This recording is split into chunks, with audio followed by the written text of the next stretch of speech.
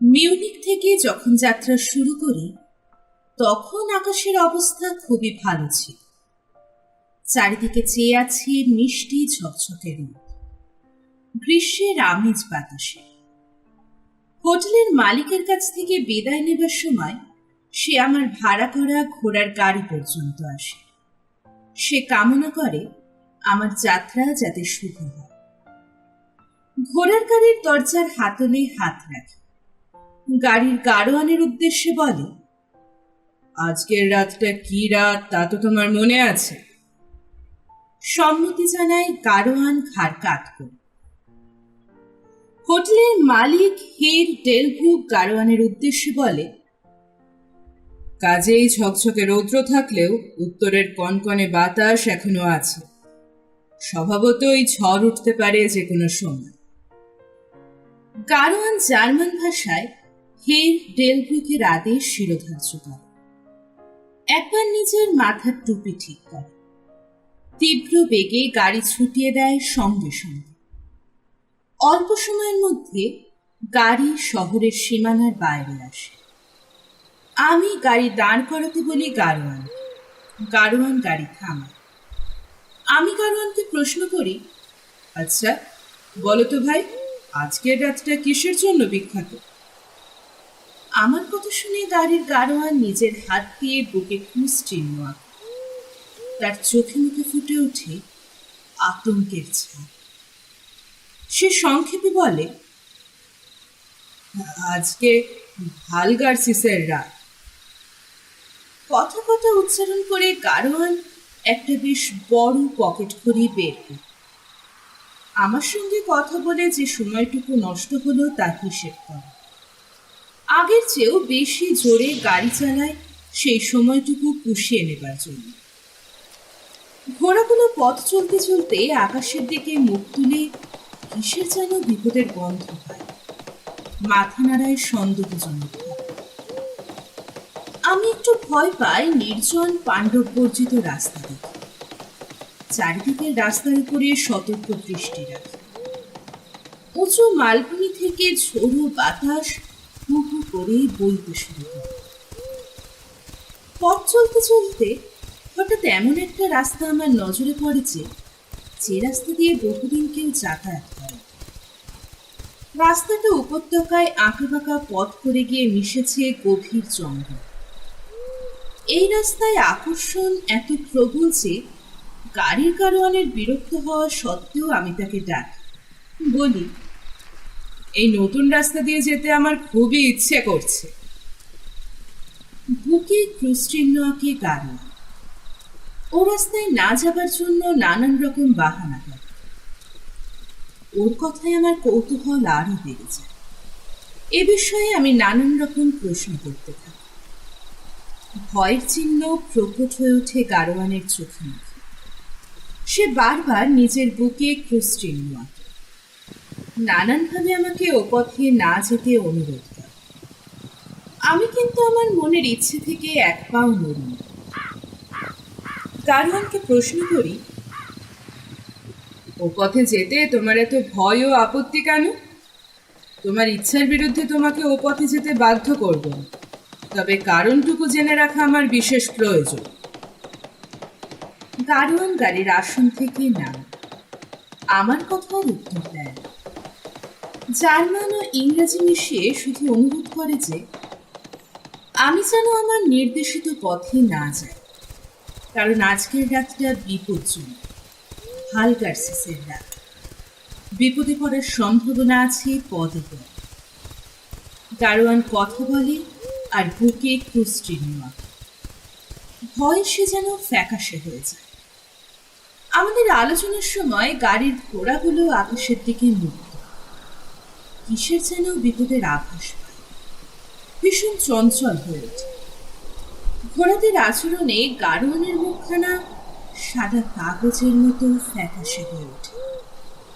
সে ভয়ে ভয়ে চারিদিকে তাকায়।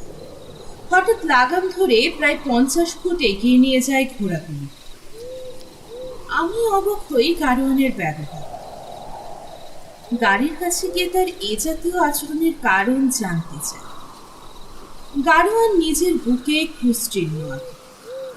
অল্প দূরে একটা কবরের Thank উপরে you for watching this লোহার video on the ক্রুশ farm চিহ্ন channel. আঙুল দিয়ে দেয়। If you find it useful, please give us a German like ও and ইংরেজি leave a ভাষায় comment. বলে, ওই Don't forget ক্রুশের to জায়গায় যে subscribe to our শুয়ে channel আছে for more amazing তিনি free নিজেই sound effects. নিজেকে হত্যা করেছেন। এবার আমি বুঝতে পারি, অতীতে একটা প্রথা ছিল, যে বা যারা আত্মহত্যা করবে তাকে চৌরাস্তায় কবর দেয়া হয়। এখনো এখানকার অধিবাসীরা সেই প্রথা মেনে আসছে। যখন আমরা কথাবার্তা বলছি, ঠিক সে সময় অনেক দূর থেকে একপাল নেকড়ের হিংস্র আর্তনাদ ভেসে আসে। সে শব্দে গাড়ির ঘোড়াগুলো খুবই চঞ্চল হয়ে ওঠে।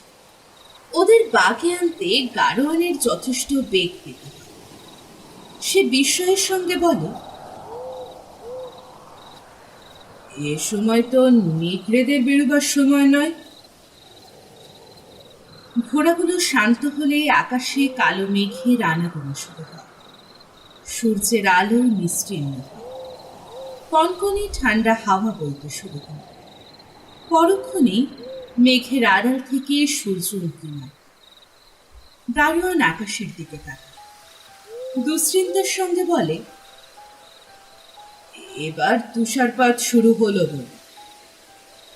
কথা বলতে বলতে গাড়োয়ান পকেট থেকে ঢাউস মার্কা পকেট ঘড়ি বের করে। ঘড়ি দেখে বেশ চঞ্চল হয়ে ওঠে। গাড়িতে নিজের আসনে গিয়ে বসে। আমাকে গাড়িতে উঠতে অনুরোধ জানায়। আমি গাড়িতে উঠি, শুধুমাত্র আমার নির্দেশিত পথের সম্বন্ধে ওকে প্রশ্ন করি। গাড়োয়ান আবার নিজের বুকে ক্রুশ রাখে, বিড়বিড় করে প্রার্থনা জানায়। পরে বলে, ওই অঞ্চলটা খুবই বিপজ্জনক। সঙ্গে সঙ্গে আমার কৌতূহলী মন মাথা তুলে দেয়। প্রশ্ন করি, কোন জায়গার কথা বলছো? ওদিকের গ্রামটার কথা। আমি বেশ স্বস্তির সঙ্গে বলি, তাই বলো, তাহলে ওইদিকে একটা গ্রাম আছে? গাড়োয়ান ব্যস্ততার সঙ্গে বলে, না না, বহু বছর আগে ছিল। অনেক বছর ধরে ওখানে কেউ থাকে না। তারপরেই গাড়োয়ান জার্মান ও ইংরেজিতে ওই গ্রামটার সম্বন্ধে অনেক কিছু বলে। তবে সব কথা বুঝতে না পারলেও এটুকু বুঝি যে বহু বছর আগে ওই গ্রামে বহু লোক কোনো এক অজানা কারণে একই সঙ্গে মারা যায়। যারা মারা যায় তাদের নিজেদের ভিটেতে কবর দেয়া হয়। তারপরই মাটির নিচে কবরের ভেতর বিভিন্ন রকম শব্দ হতে থাকে। যারা জীবিত ছিল তারা কবরের ওপরকার মাটি খুঁড়ে। প্রত্যেকটি মৃতদেহ থেকে টাটকা ও ঠোঁটে লাল রঙের আভাস পায়। তারপর থেকে যারা জীবিত ছিল তারা গ্রাম ছেড়ে অন্য গ্রামে চলে যায়। এই গ্রামটা প্রেতাত্মার কবলে কবলিত হয়ে যায়। কথা বলা শেষ করে গাড়োয়ানের মুখখানা ভয়ে সাদা কাগজের মতো ফ্যাকাশে হয়ে ওঠে। সে কাঁপতে শুরু করে। ঘামে ঝকঝকে হয়ে ওঠে মুখমণ্ডল। চারপাশে ভয়ে ভয়ে তাকায়।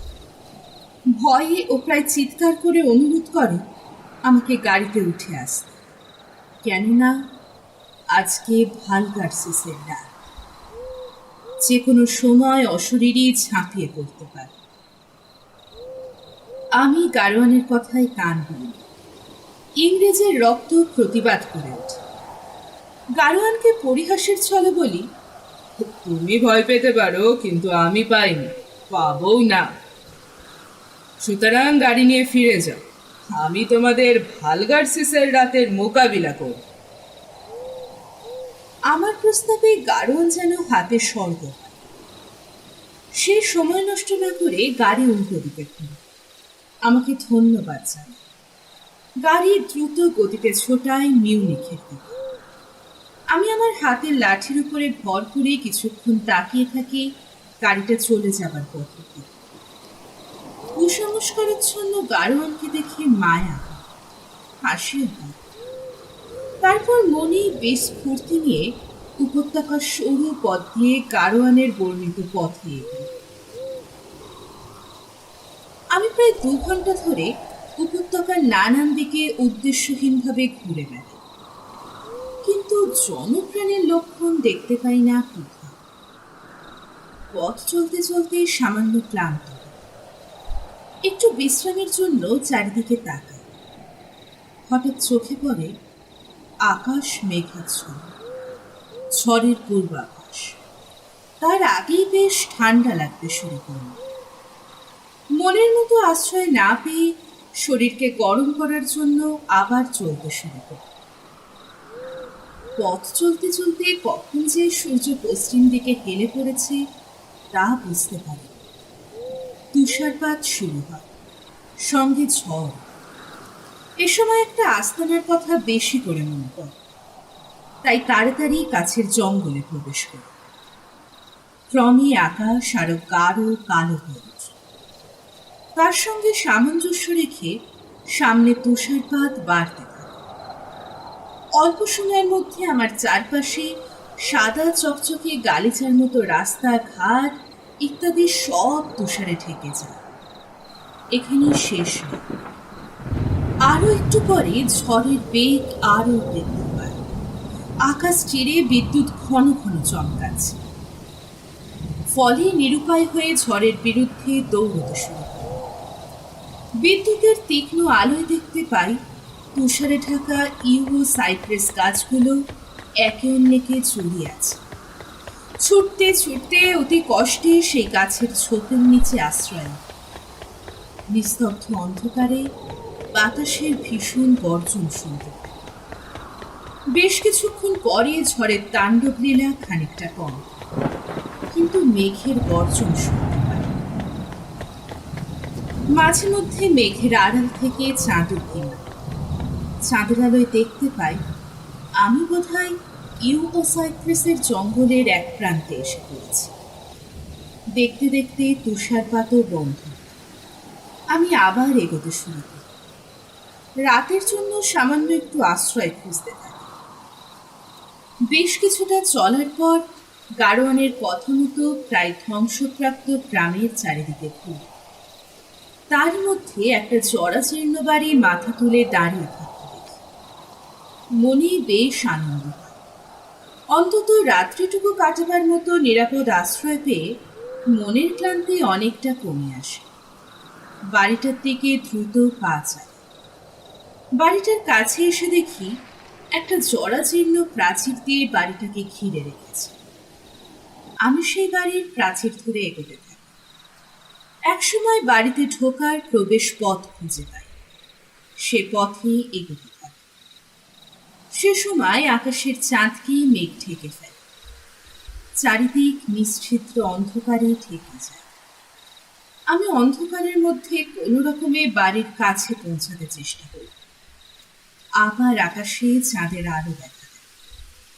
চাঁদের আলোতে দেখতে পাই যে আমি একটা প্রাচীন কবরখানার ভিতরে দাঁড়িয়ে আছি। আমার সামনে সুন্দর পাথর দিয়ে যে চাতালটা তৈরি আছে সেটি একটি কবর। হঠাৎ এক ঝলক ঠান্ডা বাতাস আমার মুখ চোখের ওপরে আছড়ে পড়ে। সেই সঙ্গে এক পাল কুকুর গর্জন করে ওঠে। কিসের আকর্ষণে যেন আমি সেই সুন্দর চাতালটার চারপাশে ঘুরে ঘুরে দেখি। একসময় কবরের ওপরকার মণ্ডপে ত্রোডিস্তেশীয় দরজায় জার্মান ভাষায় লেখা আছে, স্টাইরিয়ার গ্রাৎসির কাউন্টেস ডলিঙ্গেন প্রার্থিত মৃত্যুকে পেয়েছেন 1801 সাল। তবে কবরের ওপরে পাথরের ভেতরে ঢুকিয়ে দেওয়া আছে বিরাট লোহার শুল। শুলটা ভালো করে লক্ষ্য করলে দেখা যাবে যে সেখানে জার্মান ভাষায় লেখা আছে, দ্রুত চলে মৃতের। কবরখানার অবস্থা দেখে আমার শক্ত মনও নিস্তেজ হয়ে পড়ে। ভয়ে বুক কাঁপতে থাকে, ঝিমঝিম করতে থাকে মাথা। অজ্ঞান হয়ে গেলেও আশ্চর্য হবার কিছু নেই। এ সময় মনে হয় গাড়ির গাড়োয়ানের কথা শুনলে হয়তো ভালোই হতো, তাহলে এত ঝামেলায় পড়তে হতো না। পরক্ষণেই মনে পড়ে হোটেল মালিকের ভালগার্সিসের রাতের কথা। এখানকার অধিবাসীরা মনে করে ভালগার্সিসের রাত্রে কবরখানার প্রত্যেকটি কবর খুলে যায়। সেখান থেকে প্রেতাত্মারা বেরিয়ে আসে, যেখানে সেখানে ঘুরে বেড়ায়, নিষ্ঠুর ও বিভৎস আনন্দে মেতে ওঠে। কথাটা মনে হতে পরক্ষণে আবার মনে হয়, দর্শন ধর্ম ইত্যাদি শিখেও কুসংস্কার মুক্ত হতে না পারার জন্য নিজেকে ধিক্কার দেওয়া উচিত। আমি যখন নিজের সমালোচনায় ব্যস্ত, সে সময় হঠাৎ একটা ঘূর্ণি ঝড়ের সৃষ্টি হয়। ঝড়টা আমার উপর আছড়ে পড়ে, সঙ্গে সঙ্গে পায়ের নিচেটার মাটি কাঁপতে শুরু করে। মনে হয় কয়েকশো প্রেতাত্মা যেন উন্মাদের মতো ছুটে চলেছে। তুষারপাত শুরু হয়, বড় বড় শিলাখণ্ড আকাশ থেকে পড়তে শুরু করে। এই শিলাখণ্ডের আঘাতে গাছের ডালপালা সশব্দে ভেঙে পড়তে থাকে। এই বিপদ থেকে নিজেকে বাঁচাবার জন্য একটা সমাধির বিরাট ব্রোঞ্জের দরজার গায়ে একরকম পা মিশিয়ে দিয়ে নিজেকে শিলাখণ্ডের হাত থেকে রক্ষা করতে চেষ্টা করি। একসময় সেই দরজায় হেলান দিয়ে দাঁড়াতে চেষ্টা করি, কিন্তু দরজাটা আমার ভার রাখতে পারে না। সেটা আস্তে আস্তে খুলে যায়। ঘরের ভেতরে যে কবর আছে তা বুঝতে আমার অসুবিধা হয় না, কিন্তু প্রাকৃতিক বিপর্যয়ের চেয়ে যে কোনো কবরের পাশে আশ্রয় নেওয়া আমার পক্ষে বেশি নিরাপদ ছিল। যখনই আমি সেই কবরের ঘরে ঢুকি, সেই সময় আকাশ চিরে একাধিক বিদ্যুৎ চমকায়। সেই বিদ্যুতের আলোয় দেখতে পাই একটি সুন্দরী যুবতী সবাধারে শুয়ে আছে। তাকে কখনোই মৃত বলে মনে করা সম্ভব নয়, তবে তার মুখে টাটকা রক্ত মাখানো। ঠিক সে সময় কান ফাটানো শব্দ করে বাজ পড়ে। সঙ্গে সঙ্গে কে যেন অদৃশ্য থেকে আমাকে ধরে ঝড় বৃষ্টির মধ্যে ছুঁড়ে ফেলে দেয়। ব্যাপারটা এতই আকস্মিক যে ব্যাপারটা বুঝতে আমার বেশ একটু সময় লেগেছিল। তারপর আমার উপরে যথেষ্ট শিলাখণ্ড পড়তে থাকে। আমি আমার স্মৃতিশক্তিকে সজীব করতে চেষ্টা করি। সে সময় আমার বোধ হয় না যে আমি এখানে একলা আছি। আমি ছাড়া আরো লোক আছে বলে আমার মনে হয়।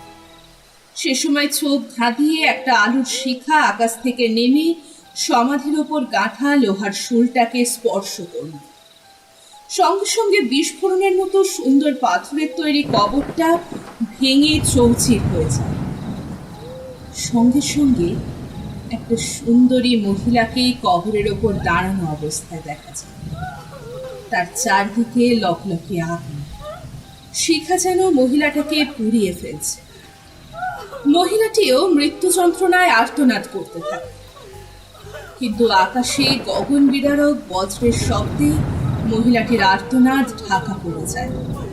তারপরেই ক্ষুধার্ত নেকড়ে ও হিংস্র কুকুরের আর্তনাদ শুরু হয়। কবরখানার কবর থেকে প্রেতাত্মারা বেরিয়ে আসে, পায়ে পায়ে আমার দিকে আসতে শুরু করে। আমি আর নিজেকে আয়ত্তে রাখতে পারিনি। এক সময় জ্ঞান হারিয়ে লুটিয়ে পড়ি। অনেকক্ষণ পর আস্তে আস্তে আমার জ্ঞান ফিরে আসে। প্রথমে আমি কিছুই বুঝতে পারি, তবে বেশ ক্লান্ত লাগে।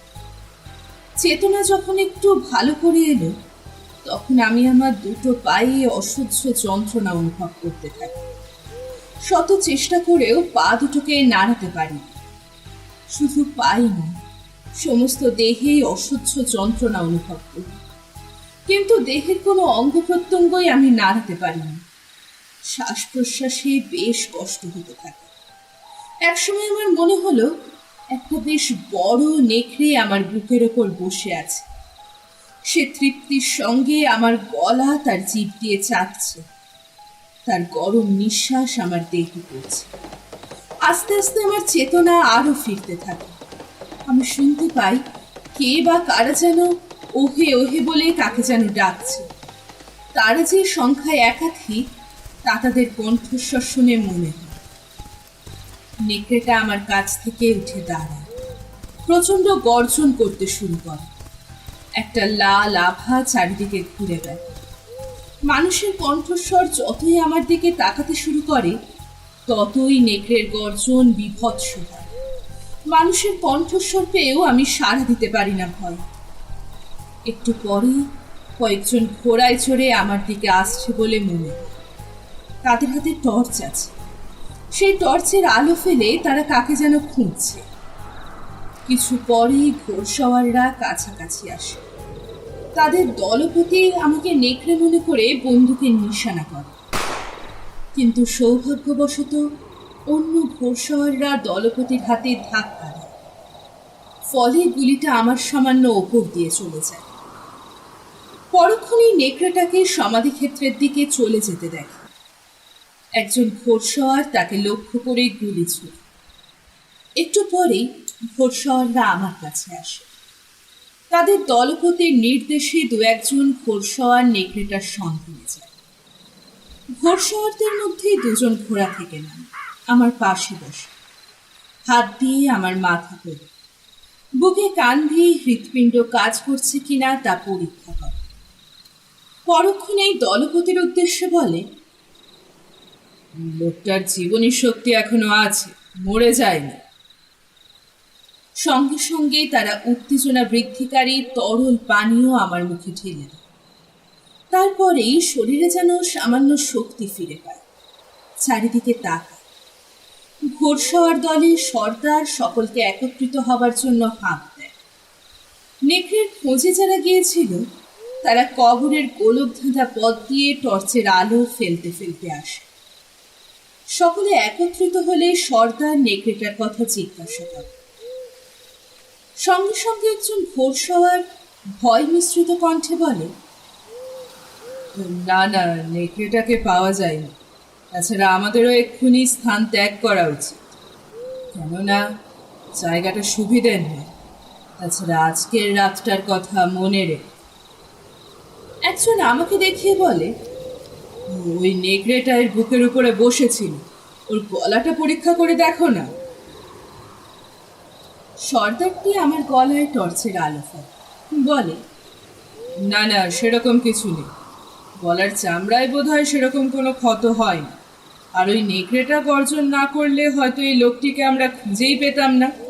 ওকে বাঁচানোর কোনো প্রশ্নই উঠতো না। যে ঘোড়সওয়ারটা আমার মাথা তুলে ধরেছিল সে প্রশ্ন করে, নেকড়েটার কি হলো? ওকে কি আঘাত করা যায়নি? লম্বাটে ফ্যাকাশে মুখওয়ালা ঘোড়সওয়ারটা ভয়ে কাঁপতে কাঁপতে বলে, এই বিস্তীর্ণ স্থান জুড়ে যে কবর আছে তারই একটাই ও রাস্তা না। কাজেই আর দেরি করা ঠিক হবে না। যত তাড়াতাড়ি এই অভিশপ্ত জায়গা ছেড়ে চলে যেতে পারি ততই মঙ্গল।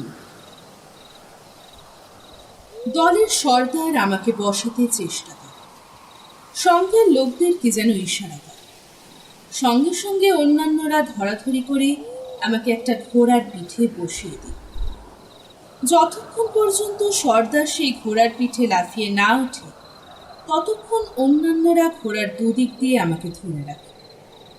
সর্দার এক পায়ে ঘোড়ার পিঠে উঠে দু হাত দিয়ে বেশ শক্ত করে আমাকে জড়িয়ে ধরে সকলকে এগোবার জন্য আদেশ করে।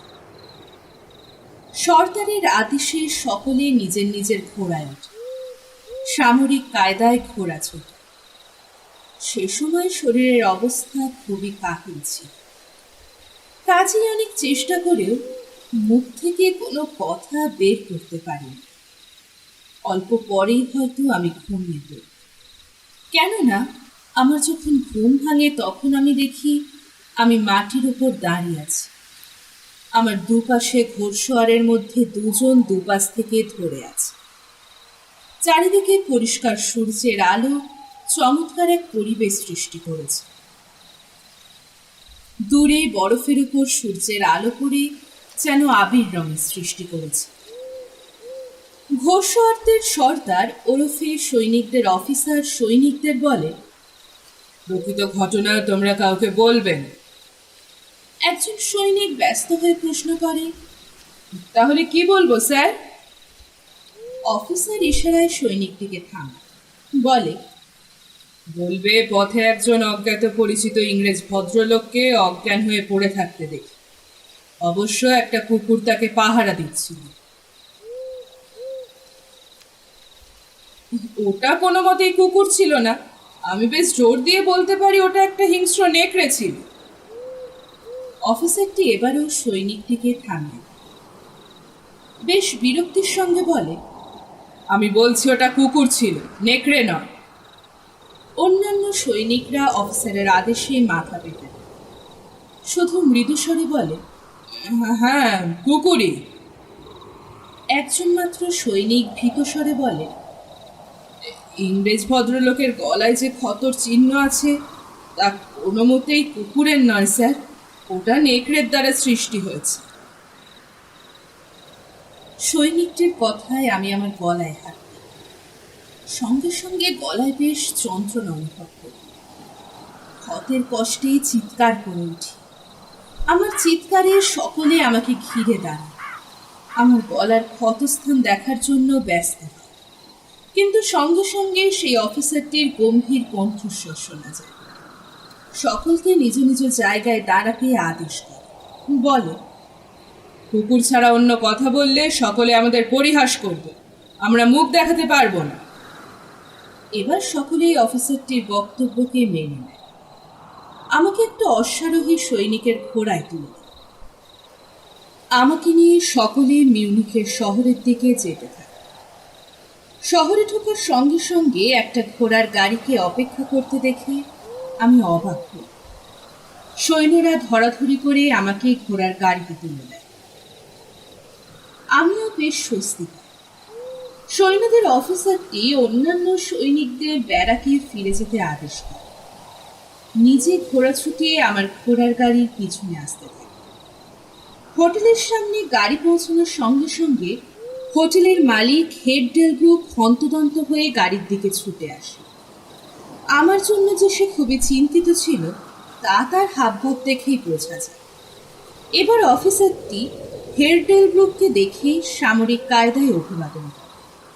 আমাকে হেড ডেলব্রুকের হাতে বুঝিয়ে দিয়ে চলে যেতে চায়। হেড ডেলব্রুক আগে থেকে সৈনিকদের জন্য খাবার দাবারের বিশেষ ব্যবস্থা করেছে। অফিসারটি বিদায় যাওয়ার সঙ্গে সঙ্গে হোটেলের একটি পরিচারিকা হেড ডেলব্রুককে সে কথা মনে করিয়ে দেয়। অফিসারটি কাজের অজুহাতে হেড ডেলব্রুকের আমন্ত্রণ রক্ষা করতে পারে। এবার আমি অতি কষ্টে কৃতজ্ঞতা জানাই অফিসার ও তার সঙ্গী সৈনিকদের। অফিসারটি আমাকে ধন্যবাদ জানিয়ে নিজের ব্যারাকের দিকে ঘোরা ছোটে। হোটেলের মালিক নিজের লোকজনদের সাহায্যে অতি যত্নে আমাকে হোটেলের ভিতরে নিয়ে যায়। আমি একটু সুস্থ বোধ করি। মনের কৌতূহলকে আর চেপে রাখতে পারি। হেড ডেলব্রুককে একলা পেয়ে বলি, আমি ঠিক বুঝতে পারছি না যে সৈন্যরা হঠাৎ আমাকে খুঁজতে বেরোলোই বা কেন, আর আমাকে সেই পরিত্যক্ত গ্রামের কবরখানের পাশ থেকে এত ঝুঁকি নিয়ে উদ্ধারই বা করলো কেন? আমি পাঠিয়েছিলাম। আপনি বা জানলেন কি করে যে আমি বিপদে পড়েছি? প্রথমে বুঝি যখন আপনার ঘোড়া গাড়ির গাড়োয়ান ভাঙা গাড়ি কোনো মতে এখানে নিয়ে আসে। গাড়ির এই অবস্থা হওয়ার কারণ হলো গাড়ির ঘোড়াগুলো হঠাৎ ভীষণ ভয় পেয়ে গাড়ির বাঁধন ছিঁড়ে পালিয়ে যায়। গাড়িটা হঠাৎ কাত হয়ে পড়ে। গাড়িটা প্রায় ভেঙে যায়। সৈন্যবাহিনী নিশ্চয়ই পাঠানো সম্ভব হয় না সামান্য এ কারণের জন্য। আপনি ধরেছেন ঠিকই, তবে গাড়ির গাড়োয়ান আসার আগেই যে ভদ্রলোকের অতিথি হবার জন্য আপনি যাচ্ছিলেন তিনি একটা চিঠি আমাকে পাঠান। কথা বলতে বলতে হেড ডেলব্রুক পকেট থেকে একটা চিঠি বের করে আমার দিকে এগিয়ে দেয় চিঠিটা। বলে, পড়ুন চিঠিটা। আমি চিঠিটা খুলি। লেখা আছে, একজন ইংরেজ ভ্রমণবিলাসী আমার আতিথ্য গ্রহণ করার জন্য আমার কাছে আসছে। আমার বিশেষ প্রয়োজন সেই ভদ্রলোক। ভদ্রলোকের সম্পূর্ণ নিরাপত্তার দায় দায়িত্ব আপনাকে দিন, কেননা অন্ধকার রাত্রে তুষারপাত, নেকড়েদের আক্রমণ ও নিশ্ছিদ্র অন্ধকারে মানুষ বিভ্রান্ত হয়ে যায়। তাই জানাই, ভদ্রলোকটির সম্বন্ধে যদি সামান্যতম বিপদের কথা মনে পড়ে তাহলে কোনো মতেই সময় নষ্ট করবেন না। সব রকম চিন্তা করবেন তাকে বিপদমুক্ত করবার জন্য। এ বিষয়ে আপনার উৎসাহ ও প্রচেষ্টা আপনাকে লাভবান করবে। ইতি, ড্রাকুলা। চিঠিটা পড়ার পর আমি আর কথা বলতে পারিনি। আমার চারিদিকে যেন সবকিছু বনবন করে ঘুরছে। হোটেলের পরিচারিকা যদি ঠিক সময়ে ছুটে এসে আমাকে না ধরতো, তাহলে আমি হয়তো নিজের ভারসাম্য হারিয়ে মেঝেতে লুটিয়ে পড়তাম। আমার মনে হচ্ছে আমি যেন কোনো অদৃশ্য শক্তির হাতের মুঠোয় চলে গেছি। এই চিন্তায় আমি দিকহারা হয়ে পড়ি। সব ঘটনাই আমার কাছে এক দুঃস্বপ্ন বলে মনে হয়।